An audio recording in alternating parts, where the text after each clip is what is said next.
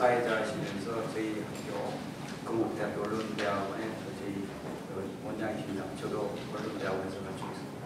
또 일상 원장님께서 자료를 배려해서 지금 학생들을 열심히 가르치고 있습니다. 또 한편 남서울대학교에서 지금 교수로서 학생을 지금 가르치고 있습니다. 이전에는 저는 방송국이나 이랬다기보다 원래 취재원으로서 오직 언론사를 협조하고 그들을 보고 이런 것을 한 30년 동안 하다가 이제 학교에서 봤습니다. 저희 학회 방송통신학회입니다. 방송통신학회 이제 부회장하고 있는데 우리 학회 아까 회장님도 오시고 또 우리 상임고문 장한성님 오시고 또 우리 저기서 나는 우리 김춘식 학술위원장 오시고 10여 명이 왔습니다. 감사합니다. 그러니까 저희 학회 키 멤버는 다 왔다고 볼 수가 있습니다. 자유기업에서는 좀 이해를 해주시기 바랍니다.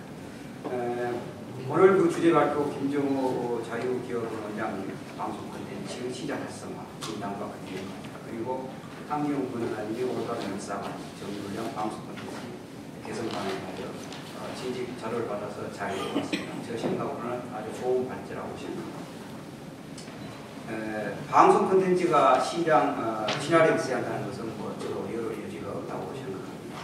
왜냐하면 방송 콘텐츠는 예술인 동시에 상품 속성을 갖고 있기 때문에 그렇습니다.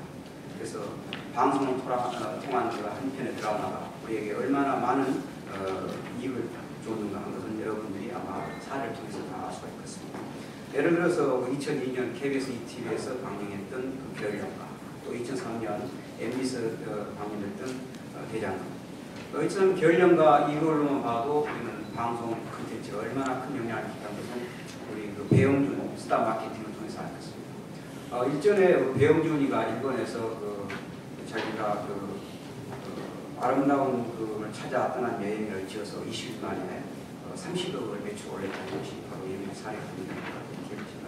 그렇지만은 만약에 대장금이 소설로만 이렇게 되고 만약에 방송 편향했다면 이거 역시 그렇게 인기가 있었던 겁니다. 그렇게 생각합니다.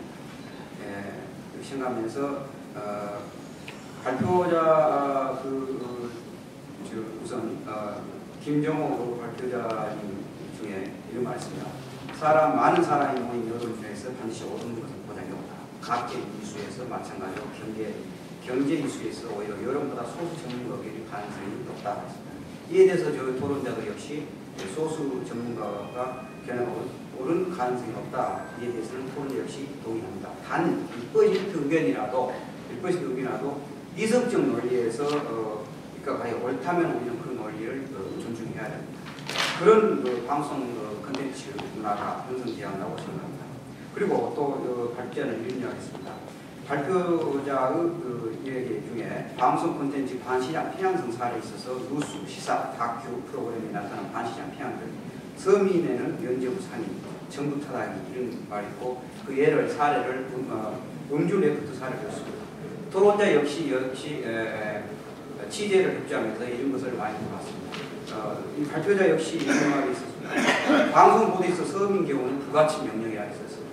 이것을 제가 보면서 예를 들어서 농촌에 있는 생산자가 어떤 걸 출하를 했을 경우에 그 가격이 맞지 않다 해서 이미 경매된 물건을 이미 그것은 상인들의 물건입니다. 그 물건을 다시 빼앗아서 뭉개버린다든가 또 고집을 부른다든가 아니면 언론사가 해서 협회를 부른다.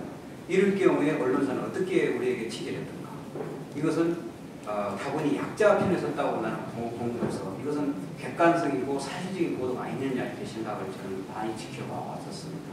그래서 항상 상인들은 발제자 이야기한 대로 상인들은 하나 매도되고 낙인 찍고 이런 것을 보았는데 이런 것은 방송사가 왜 그렇게 했는가. 예를 들면은 개가 사람을 보면 누수 가치가 없지만 사람이 개를 보면 누수 가치가 있다는 이런 식이지 않는가. 또 한편으로는 농민들이 그럴 경우에 언론사에 가서 집단 행동하는 이런 것도 아마 작용되지 않나 이런 것을 보면서 이제는 농민들도 우리가 농민들 그러면 물론 보호를 해야겠죠. 그렇지만 농민들도 농민이기 전에 생산자이기 전에 출하자이기 전에 그분들도 소비자입니다.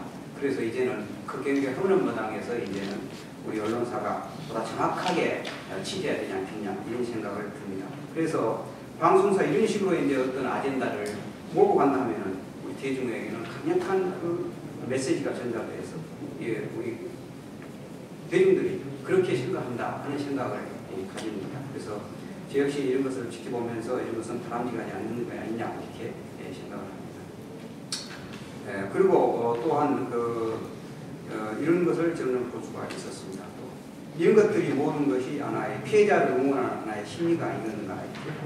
또 저는 누수성 보도 역사에 근거한 그 다큐멘터리 같은 것도 이것도 역시 저는 이성적 논리에 근거한 방송 콘텐츠가 제작이 되지 않겠는가. 단지 이런 것을 유의적으로 이미지에 의한 감성에 치운 방송 콘텐츠를 제작해서는 안 된다고 저는 보고 이것을 이제는 이런 점은 정확한 잣대로 검증하고 통계해야 되겠냐 이렇게 또 발표자 중에 이런 말이 있습니다. 기업인은 나쁘거나 이상한 사람을 묘사한다. 이런 것을 또 큰 부자가 좋게 묘사하는 경우는 그렇게 많지 않다. 제가 현재 연구과제를 하나 하고 있습니다. 연구과제 중에 하나가 특정 집단의 삶의 현장을 이렇게 하는 게 있었습니다. 그래서 거기에 제가 이렇게 취재하고 거기에 조사를 하고 있는 걸 봤을 때 이런 것을 봤습니다.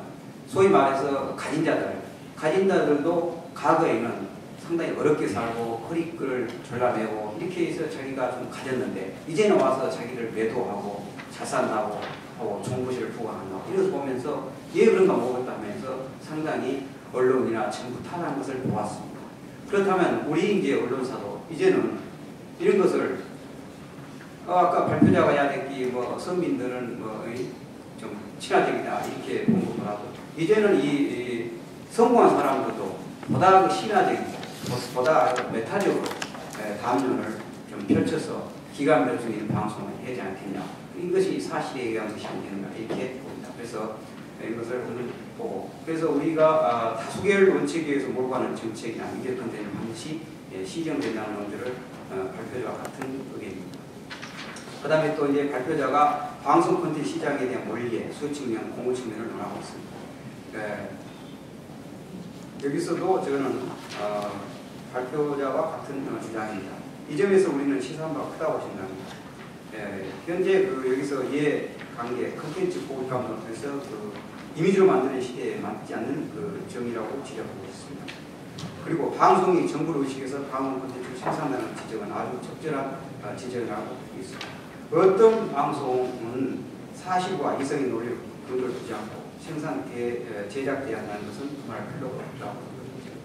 그래서 잘못된 내용도 방송이 아젠다를 설정해서 시청자에게 방송하면 그 시청자는 그런 생각과 이념을 갖게 된다는 것이 방송 작자들의 이론이 있습니다. 그래서 이제는 우리가 방송이 뭔가 좀 올바르게 사실에 의해서 대단히 그렇다면 이제 발제자가 해야 할 것이 어떻게 하면은 좋겠는가 하는 대안을 이렇게 제시하고 있습니다. 즉 방송 시장의 자유와 진위 그리고 방송 재허가 폐기 또 문제에서 방송 허가 폐지는 불가능하다면 재허가 연장을 하다 좋은 방송을 제작하고 분위기를 만들어주고 이해 당사 눈치를 보지 않는다고 하는 문제입니다.